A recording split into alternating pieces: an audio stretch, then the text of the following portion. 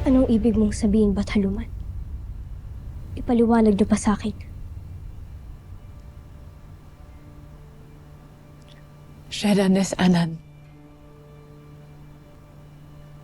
Fedora Eve Asore.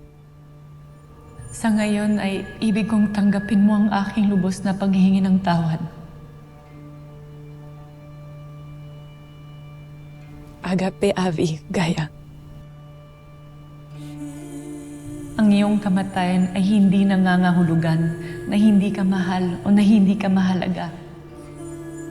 Ngunit, ang pagiging batala ay tulad din ng pagiging isang hara.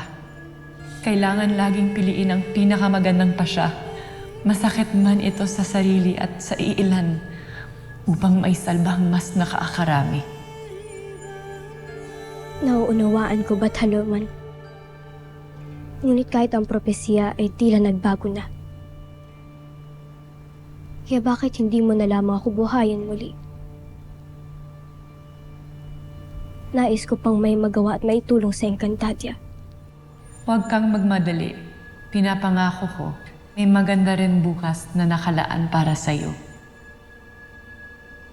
Sa ngayon, nawa ay tanggapin mo ang aking paghingi ng kapatawaran. Walang galit ang aking puso. Lalo't mahal ko ang aking kapatid. At wala akong ibang nais kundi magtagumpay siya sa kanyang misyon. Upang makabalik na siya rito. Magsasama-sama kami ni Ada.